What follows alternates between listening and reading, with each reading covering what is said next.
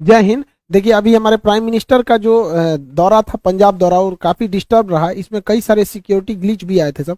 यहाँ हम लोग समझते हैं कि क्या क्या कमी हुई थी, क्या गड़बड़ी हुई थी, कौन किया था, ये सब के लिए हम लोग को बहस नहीं। इस गलती से आगे न दोहराया जाए। कहाँ कहाँ मेन जो की पॉइंट्स थे जहां पर इसको ध्यान रखना चाहिए था, वो उसको हम समझते हैं। देखिए, मेनली था हमारे प्राइम मिनिस्टर का पंजाब में दौरा था, जहां पर वो कई सारी योजनाओं का भी उद्घाटन करने वाले थे। ये चुनावी रैली भी थी, लेकिन कई सारे विकास की योजनाओं में भी था, कई बहुत महत्वपूर्ण योजनाएं भी थी। तो दिल्ली से ये भटिंडा गए थे बाई फ्लाइट। भटिंडा से हेलीकॉप्टर से जाना था हुसैनी वाला, फिर वहां से जाना था फिरोजपुर। हेलीकॉप्टर जो था MI-17V5, वही वाली जो बिपिन रावत सर का जो क्रैश हुआ था। तो हेलीकॉप्टर को पहले 2 बार उड़ा के देखा गया, मौसम बहुत खराब था, तो लास्ट टाइम पे डिसीजन लिया गया कि सड़क से जाना है। सड़क से जाने था हुसैनी वाला, उसके बाद यहाँ से 25 किलोमीटर आगे फिरोजपुर। ये दोनों ही जगह जो है पाकिस्तान बॉर्डर के एकदम करीब है, लेकिन हुसैनी वाला से पहले ही फ्लाईओवर पे हमारे प्राइम मिनिस्टर का जो कॉन्वॉय था, काफिला रुक गया। अब इसको टोटल एक एक करके हम लोग समझते हैं। प्राइम मिनिस्टर की सिक्योरिटी बहुत प्राइम लेवल की होती है, सबसे बेस्ट सिक्योरिटी मानी जाती है। इनके काफिले में जितनी गाड़ियां होती है बुलेट प्रूफ होती हैं। अभी सुने होंगे 7 करोड़ की एक गाड़ी आई है बुलेट प्रूफ गाड़ी, काफी जबरदस्त गाड़ियां होती हैं इनमें। हमेशा आगे चलने पे रोड को क्लियर करा दिया जाता है। तो ये उनकी सिक्योरिटी में जो लगे होते हैं SPG होती है, स्पेशल प्रोटेक्शन ग्रुप। आप इसमें डायरेक्ट कभी नहीं जा सकते हैं। आपको आर्मी या पैरामिलिट्री फोर्स या पुलिस में बहुत बेहतरीन काम किए रहेंगे तो आपका सिलेक्शन इसमें होता है बहुत बेहतरीन ढंग के, तब आप बनते हैं SPG, special protection group. SPG दिखती है भले सूट में, लेकिन अंदर उनके पूरा बुलेट प्रूफ रहता है, हर चीज वो अंदर रखे रहते हैं। उनके पास बहुत ही लेटेस्ट हथियार होती है, पिस्टल्स होते हैं, आंख पर काला चश्मा होता है कि वो किधर देख रहे हैं पता नहीं चलता है, बुलेट प्रूफ सूट होती है, पिस्टल होता है, हर चीज से ये लैस होते हैं आधुनिक हथियारों से। प्राइम मिनिस्टर के पास 3 लेयर की सिक्योरिटी होती है। इनके सबसे पहले आसपास में जो होते हैं वो SPG के कमांडो होते हैं। SPG कमांडो के घेरा के बाद जो होती है वो पैरामिलिट्री के कमांडोज होते हैं, और उसके बाहर जो घेरा होता है उसमें पुलिस होती है, पुलिस के बाहर जो घेरा होता है उसमें ट्रैफिक पुलिस होती है। तो मेनली सिक्योरिटी के लिए 3-3 लेयर की सिक्योरिटी होती है। तो आप ये समझ सकते हैं कि हमारे प्राइम मिनिस्टर के लिए कितनी जबरदस्त लेयर की सिक्योरिटी होती है। SPG कमांडो में भी कई लेयर होते हैं, कुछ होते हैं जो केवल प्रोटेक्शन देते हैं, कुछ हमला भी करते हैं। हमारे SPG कमांडो के पास जब भी प्राइम मिनिस्टर चलेंगे, देखिएगा इस तरह से बैग लेके लोग चलते रहते हैं। कुछ कमांडो बैग लिए रहते हैं, अब देखेंगे इनके पास हथियार नहीं रहते। और ये जो बैग लिए रहेंगे हमेशा प्राइम मिनिस्टर के पास ही खड़े रहते हैं। ये बैग नहीं है, ये एक्चुअली बुलेट प्रूफ है। जब भी अटैक होगा तो ये बैग इस तरह से खुल जाता है, कई लेयर में ये खुल जाता है, और ये बुलेट प्रूफ होता है। इसको लेके हमारे प्राइम मिनिस्टर को चारों ओर से घेर लिया जाता है ताकि बुलेट्स ना लगे। ये जरूरी भी है, हमारे देश के प्राइम मिनिस्टर है, उनकी सिक्योरिटी में कहीं भी कमी नहीं होनी चाहिए। अब हुआ क्या, दिल्ली से वो पंजाब गए। पंजाब एक्चुअली पाकिस्तान से एकदम करीब है, बॉर्डर ही बनाता है। तो पंजाब में यहाँ पर है फिरोजपुर, आप देखिए पाकिस्तान से एकदम सट के है यहाँ पर। तो यहाँ जब गया भटिंडा एयरपोर्ट पर उतर गया। भटिंडा एशिया की सबसे बड़ी सैनिक छावनी है, बहुत ज्यादा, वहां लगभग 1.5 लाख फौजी रहते हैं वहां पे। तो भटिंडा के बाद भटिंडा तो जहाज से लैंड किए, उसके बाद हेलीकॉप्टर से जाना था, मौसम खराब था, इस वजह से ये इन्हें सड़क से जाना पड़ा। अब यहीं से गलतियां चालू हुई। एक एक करके गलती समझते हैं। 100 किलोमीटर लंबी सड़क को क्लियर कराने की जिम्मेदारी पंजाब पुलिस की थी।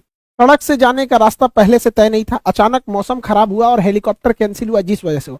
अमूमन इस रास्ते पे 2.5 घंटे लगते हैं। 100 किलोमीटर के सफर में लगभग 2.5 घंटे लगते हैं।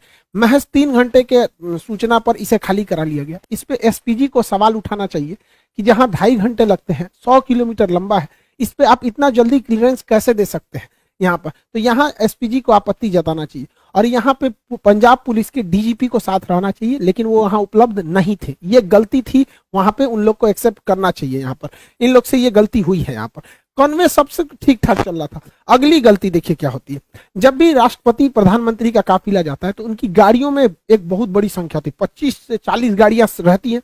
ये गाड़ियों का एक ग्रुप रहता है, लेकिन इन गाड़ियों के ग्रुप के आगे 5-7 गाड़ियां चलती हैं, जिसे हम पायलट कहते हैं, पायलट गाड़ी कहते हैं। उसमें सबसे आगे एक बाइक वाला रहेगा, देखिएगा इसमें, ये देखते रहता है कि सब कुछ, कोई दिक्कत नहीं है। उसके बाद एक पुलिस की जिप्सी रहती है, इसे हम लोग रूट क्लियरिंग पार्टी कहते हैं। ये 5-6 की ग्रुप में रहते हैं सब, और जो मेन काफिला उससे ये 3-4 किलोमीटर आगे होते हैं, ताकि ये पहले ही देख लेते हैं कि कोई गड़बड़ी तो नहीं है। तो जो रूट क्लियरिंग पार्टी थी, जो पायलट गाड़ी थी, इनको दिखा ही नहीं। इन लोग की लापरवाही देखिए, इन लोग को नहीं दिखा कि सामने ट्रैक्टर लगाया गया है, रास्ता जाम है। कैसे ये लोग यही रास्ता बताते रहते हैं, वायरलेस पे पीछे कांटेक्ट में रहते हैं। जो मेन काफिला होता है हमारे प्राइम मिनिस्टर का वो पीछे रहता है 3-4 किलोमीटर, और ये वायरलेस पे रहते हैं कि ऑल क्लियर, हर किलोमीटर पे ये बताते रहते हैं कोई दिक्कत नहीं है, कुछ भीड़ है यहाँ है, बाकी सब क्लियर। इन लोग को नहीं दिखा कि किसान ट्रैक्टर लेके एक सड़क के किनारे आए हैं, तो इन लोग की भी गलती है, पहले पायलट क्लियरेंस दिया कैसे गया और सड़क पर फंस कैसे गया। तो यहाँ पे भी ये गलती हुई जो पुलिस की गलती थी। अब तक जो गलती बताएं ये सारी पुलिस की थी। अब एसपीजी से कहां कहां मिस्टेक हुआ उसको हम समझते हैं। स्पेशल प्रोटेक्शन ग्रुप बहुत बेहतरीन है, उनके अरुण कुमार सिन्हा, एके सिन्हा जी हैं, चीफ हैं, अभी आईपीएस अधिकारी हैं, ये बहुत हायर रैंक होता है। कितना बड़ा ये लोग बेवकूफी किए हैं जरा सोचिए। पीएम का काफिला लगभग आधे घंटे 20 से 30 मिनट फ्लाईओवर पे रोका है लोग। ये लोग बुद्धि देखिए इन लोग का, मतलब पुल पे रोक दिए हैं प्राइम मिनिस्टर को। क्यों? तो भैया पुलवा आगे से जाम है। अच्छा ये बताओ अगर पीछे से जाम कर देता तो पुलवे पे अटक जाता। अरे भैया अगर आपको 20 मिनट रोकना था, आपको लग रहा था जाम है, तो थोड़ा सा पीछे आके रुकते हैं। पुलवा पे चढ़ के काहे लिए रोके हैं? फ्लाईओवर पे हमारे प्रधानमंत्री को रोक देंगे भाई। ये एनएसजी एसपीजी से सवाल होना चाहिए कि, और ये प्रोटोकॉल में लिखना चाहिए, हिस्ट्री में जो डिफेंस है उसमें पढ़ाना चाहिए कि किसी भी प्राइम मिनिस्टर, राष्ट्रपति या वीवीआईपी को फ्लाईओवर पे नहीं रोक सकते। यहाँ 20 मिनट रोक दिए। अगर दोनों ओर से प्रदर्शनकारी के रूप में कोई और अभी आ जाता, क्योंकि ये बॉर्डर से एकदम मैं 20 किलोमीटर यहाँ से पाकिस्तान आ जाता है, पाकिस्तान की सीमा चालू हो जाती है, तो काफी करीब है। और नीचे से अगर फ्लाईओवर को उड़ा देता सब कोई आईडी या विस्फोटक लगा के, तो सारा काफिला नीचे चलाता है यहाँ पे। ऐसा तो दिमाग लगा रहे हैं लोग। भाई आप थोड़ा सा पीछे हट जाते, सड़क पे रहते, कभी कुछ होता तो भाग तो सकते थे इधर उधर। फ्लाईओवर दोनों ओर से जाम हो जाता, कहाँ जाते हैं आप लोग? यहाँ पे गलती एसपीजी की थी। यहाँ पर आप लोग को जवाब देना चाहिए। हम लोग तो भाई बताते हैं कहाँ गलती। दूसरी गलती, फ्लाईओवर पे जब हमारे प्रधानमंत्री कह रहे हैं कि हम जिंदा वापस आ गए, मतलब सिचुएशन क्रिटिकल हुई होगी वहां पर, तभी वो ऐसा स्टेटमेंट दे रहे हैं। जब इतना स्टेटमेंट हो गया और आपको वापस लेके आना है तो आप आधा घंटा बाद लेके आइएगा जी। एसपीजी वाले लोग आप जवाब दीजिए कि हमारे प्राइम मिनिस्टर अंदर बैठे हुए हैं यहाँ पर। अब देखिए हल्का सा मास्क दिख रहा होगा आपको। जब यू टर्न लेना है, देखिए कि आगे किसान है, इंटेलिजेंस रिपोर्ट आपको पहले से पता होगी, माहौल देख लीजिए क्या है क्या नहीं, तुरंत लेके हटिए। 2 से 3 मिनट हो गया, हाँ भाई खत्म, कैंसिल हुआ रैली, कैंसिल हुआ प्रोग्राम, हम वापस लेके आएंगे। तो एसपीजी हमारे प्रधानमंत्री को आधा घंटा रोक के रखेगी। यहाँ एसपीजी को भी जवाब देना पड़ेगा कि आप आधा घंटा काहे लिए रोक के रखे, वापस तुरंत लेके आना चाहिए। अगली गलती सुनिए ध्यान से, गृह मंत्रालय के अंडर में आता है खुफिया एजेंसी, इंटेलिजेंस ब्यूरो, और गृह मंत्रालय है और हमारे अजीत डोभाल साहब, इनकी योग्यता पे तो कोई शक नहीं है। लेकिन इंटेलिजेंस ब्यूरो और रॉ तो खैर बाहर में काम करती है, लेकिन यहां जिम्मेदारी टोटल इंटेलिजेंस ब्यूरो। ये इंटेलिजेंस ब्यूरो को यह पता होना चाहिए कि जब जहाज हवाई मार्ग से मार्ग जब कैंसिल हुआ है तो जो रास्ता जा रहा है वो ग्रामीण मालवा होके जा रहा है भटिंडा के लिए, भटिंडा से ग्रामीण मालवा होते हुए ये हुसैनी वाला और फिरोजपुर जा रहा है। और ग्रामीण मालवा का जो क्षेत्र है वो एकदम हॉट पॉइंट बना हुआ है प्रदर्शनकारी के लिए। तो इंटेलिजेंस ब्यूरो ने कैसे क्लियरेंस दे दिया कि अभी देख रहे हैं इतना बड़ा प्रोटेस्ट हुआ था, इतना बड़ा भीषण कई घटनाएं हुई, अभी किसानों में भी कुछ रोष था जो लखीमपुर की घटना को लेकर, ये सब। तो इंटेलिजेंस ब्यूरो को क्लियरेंस कैसे दे दिया कि भैया उस रूट से ले जा रहे हो जहां प्रदर्शन का केंद्र बना हुआ है, वो भी हमारे प्रधानमंत्री को। प्रधानमंत्री देश का होता है, किसी पार्टी का नहीं होता है, तो देश सर्वोपरि होना चाहिए। तो इंटेलिजेंस ब्यूरो का भी यहाँ फेल्योर है, सबको जवाब देना चाहिए यहाँ पर। लेकिन मीडिया वाले ये सब सवाल तो पूछेंगे नहीं। हालांकि प्रधानमंत्री जब वापस आए तो उन्होंने हमारे प्रेसिडेंट साहब से भी मुलाकात किया। अब इस पे अटकलें ये भी लगाई जा रही है कि आर्टिकल 356 लगा के राष्ट्रपति शासन यानी राजकीय आपात, स्टेट इमरजेंसी लगाई जाएगी। हालांकि ये इतना आसान नहीं है, और लगा देता तो भी ठीक था। इलेक्शन होने वाला है, प्रेसिडेंट रूल रहने के बाद थोड़ा सा ठीक ठाक से रहता है। हालांकि ये बहुत वर्स्ट कंडीशन में ही ये इसे लगाया जा सकता है। गृह मंत्रालय ने भी पंजाब सरकार से मांगा है कि आखिर ऐसी क्या गलती थी कि मुख्यमंत्री वहां से रिसीव करने नहीं आए। तो मुख्यमंत्री का अपना कहना है कि कोरोना प्रोटोकॉल को लेकर जूम में थे, रैली भले करेंगे लोग, वहां कोरोना प्रोटोकॉल नहीं लगेगा, लेकिन प्रधानमंत्री के लिए कोरोना प्रोटोकॉल लगेगा। दूसरा कि मुख्यमंत्री को छोड़ो, हटाओ भैया, तुम आए चाहे ना आए, राजनीतिक मैटर है, लेकिन उस राज्य के डीजीपी को कि प्रधानमंत्री के काफिले में सबसे आगे रहना पड़ता है। और डीजीपी जहां रहेगा, पुलिस प्रशासन ऐसे ही रहेगी, क्योंकि किसी भी राज्य का सबसे बड़ा हेड होता है DGP, director general of police. राष्ट्रपति प्रधानमंत्री के काफिले में डीजीपी नहीं थे, ये तो एकदम सरासर गलत है। तो पंजाब पुलिस को इस पे जवाब देना चाहिए। हालांकि गृह मंत्रालय ने इन लोगों से जवाब तलब किया है कि आप लोग वहां पर डीजीपी उपलब्ध क्यों नहीं थे। लेकिन लौटते समय जो कहा जा रहा है कि प्रधानमंत्री ने किसी अधिकारी को कहा कि अपने मुख्यमंत्री को थैंक्स कहना कि हम जिंदा वापस आ गए, ये स्टेटमेंट थोड़ा सा अलग है। देखिए अगर ये स्टेटमेंट केवल हिंदुस्तान के लोग सुन रहे हैं, ये स्टेटमेंट केवल भारत तक रह जाए तब तो कोई दिक्कत नहीं है, लेकिन जरा सोचिए एक विदेशी मीडिया जब इसे सुनेगी तो क्या सोचेगी कि कोई प्रधानमंत्री अपने देश में कह रहा है कि हम सुरक्षित जिंदा वापस आ गए। आप ये बोल सकते थे प्रधानमंत्री के कार्यालय के जो भी अधिकारी हैं कि हम सुरक्षित वापस आ गए, लेकिन जो होता है ना कि जिंदा वापस आ गए, काफी हार्ड वर्ड हो जाता है ये, कि मतलब आपने ऐसा बोल रहे हैं, क्योंकि देश आप ही का है। अल्टीमेटली आप कहीं भी जाते हैं तो हमारे प्रधानमंत्री से ही हमारी पहचान होती है।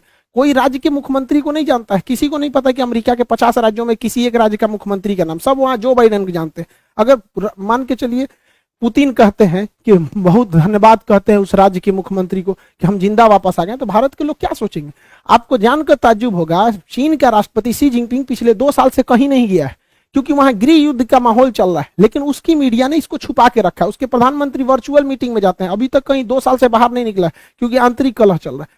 तो ये जो स्टेटमेंट है अगर इंडिया तक में है तो कोई दिक्कत नहीं, किसी को भी कोई दिक्कत नहीं, लेकिन खुद से सोच के देखिए जो बाहरी मीडिया, ये इंटरनेशनल जो लीडर हैं, ये क्या सोचेंगे? क्योंकि जब ये लोग भी भारत में आते हैं ना, तो इन लोगों की भी सिक्योरिटी एसपीजी और एनएसजी कमांडो ही कहती है। तो कल को ये सब भी कहेगा सब भैया तो आप अपने कह रहे हैं कि हम जिंदा वापस आ गए, तो विदेश में थोड़ी सी छवि खराब होगी। खुद हमारे प्रधानमंत्री कहते हैं, इतने दिलेर हैं, आप दिलेरी की बात कहते हैं, बिना बताए 2015 में नवाज शरीफ की पोती की शादी में गए थे। हमारा सबसे बड़ा दुश्मन, जहां से कभी हमारी दोस्ती की कोई उम्मीद नहीं रहती थी, पाकिस्तान, हमेशा कभी टेररिस्ट अटैक, कभी कश्मीर का इशू, वहां हमारे प्रधानमंत्री देखिए यहाँ पे 2015 में नवाज शरीफ की पोती की जब शादी थी, ग्रैंड डॉटर की, बिना बताए चले गए थे अफगानिस्तान दौरे पे, वहां से अचानक चले आए वहां पर। तो वहां पे इन्होंने एक नहीं कहा कि हम जिंदा वापस आ गए, जबकि जब वहां पे प्रधानमंत्री जब गए थे 2015 में, हम लोग न्यूज देखे, लोग तो धक धक कर रहा था, अरे भैया बिना बताए गए हो वहां जगह पे। क्योंकि काफी मोदी जी जो है पाकिस्तान को लेकर पीओके के लोग काफी हार्ड डिसीजन लेते हैं, तो थोड़ा सा आदमी को भी रहता है कि हमारा प्रधानमंत्री दुश्मन के घर में गया है। और वो भी जो गए थे ना, भारत के हेलीकॉप्टर नहीं था, नवाज शरीफ के अपने हेलीकॉप्टर में बैठ के गए थे। पता नहीं पाकिस्तानी हेलीकॉप्टर चाइना से खरीदा था, क्या होता क्या नहीं, तो वहां पे ये स्टेटमेंट नहीं था। ऐसा नहीं होता, कह देना चाहिए था कि हाँ सिक्योरिटी में बहुत ग्लीच हुआ, सिक्योरिटी में ऐसा नहीं होना चाहिए। लेकिन एक होता है ना जिंदा वापस आना, वो भी प्रधानमंत्री के मुंह से थोड़ा सा ऑकवर्ड सा लगने लगता है। भैया तब हम लोग कहाँ जाएंगे भाई? प्रधानमंत्री के ऊपर हर महीने 50 करोड़ रुपए खर्च होते हैं सिक्योरिटी में, एक दिन में 1 करोड़ 60 लाख पर दिन का खर्चा है अगर ये दिल्ली में बैठे हैं तो, और बाहर जाएंगे तो प्रतिदिन 2 से 2.5 करोड़ रुपए खर्च लगेगा। तो 2 करोड़ रुपए प्रतिदिन का खर्च के आधार पर अगर ऐसा स्टेटमेंट आता है तो फिर एसपीजी को सोचना चाहिए भैया आप किस तरह की सिक्योरिटी दे रहे हैं कि प्रधानमंत्री करें। और ऐसा नहीं है कि केवल पहली बार जाम में फंसे, 2017 में नोएडा मेट्रो के उद्घाटन में खूब हमारे प्रधानमंत्री जाम में फंस गए थे, तो उस समय कुछ अधिकारियों को ट्रैफिक के सस्पेंड भी किया गया था। 2 बार फंसे थे 2018 में, समझ में गया कि नहीं? अब देखिए यहाँ पर पब्लिक है और ये हमारे प्राइम मिनिस्टर है, यहाँ से भी तो कुछ अगर अनहोनी रहना रहेगा तो यहाँ से भी हो सकता है।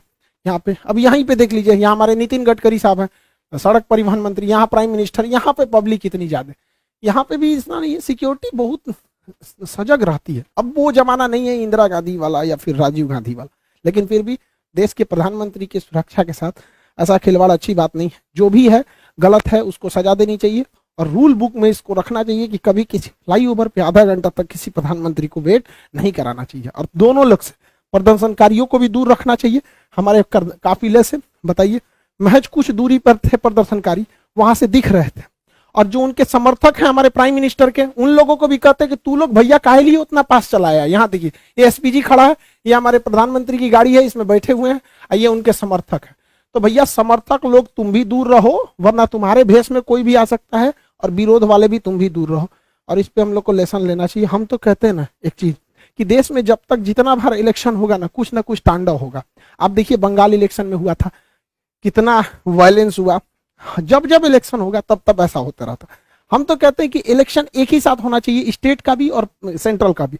जैसे 2019 में इलेक्शन हुआ तो जब लोग वोट डालने गए उसी समय वो सीएम का भी चुनाव करा लेते हैं, एक ही कमरे में 2 ईवीएम मशीन लगा देते। बार बार इलेक्शन कराने पे हमारे जो नेताओं को काम करना चाहिए वो भी नहीं करते, हर 3-4 महीना का गैप देके इलेक्शन में बिजी हो जाते हैं। अब जैसे 2024 में इलेक्शन होना है तो 2024 में ही क्या कर दीजिए भैया, अब एक ही साथ राज्यों का भी इलेक्शन करा लीजिए। ईवीएम जो मशीन होती है, ईवीएम मशीन यहाँ पे 2 लगा दीजिएगा। हाँ भैया पीएम वाला चुनाव है, लोकसभा का दे दीजिए, यहाँ सीएम वाला चुनाव है, दोनों वोट दीजिए, एक साथ खत्म करके बैलेंस कीजिए। इससे 60,000 करोड़ रुपए की बचत होगी। राज्यों के चुनाव में 60,000 करोड़ रुपए का खर्चा होता है। इस पैसे से सारे किसानों का कर्जा माफ किया जा सकता था, एक बहुत बड़ी समस्या खत्म होती थी। आपको क्या लगता है कि सेंट्रल और स्टेट दोनों का इलेक्शन एक साथ होना चाहिए कि नहीं? बार बार हम कब तक लड़ते रहेंगे? एक दूसरे के नाम पे, पार्टियों के नाम पे लड़ेंगे, कभी मजहब के नाम पे लड़ेंगे, कभी जाति के नाम पे लड़ेंगे, कभी पढ़ाई लिखाई की बात होती तो भैया 5 साल में एक बार लड़ लो, फिर मिलजुल के रहो अच्छे से। सेंट्रल वाले भी पूरा काम करते रहे, आधा समय तो चुनाव में बिजी रहता है। खैर जो भी हुआ गलत हुआ, प्राइम मिनिस्टर के साथ ऐसा नहीं होना चाहिए। हम लोग को भाई जहां जहां गलती हुई वो हम बताएं, कौन गुनहगार है उसको सजा देना सेंट्रल का काम है, सेंट्रल अच्छे से करेगी। आई होप आप समझ गए होंगे। मिलेंगे नेक्स्ट क्लास में। जय हिंद।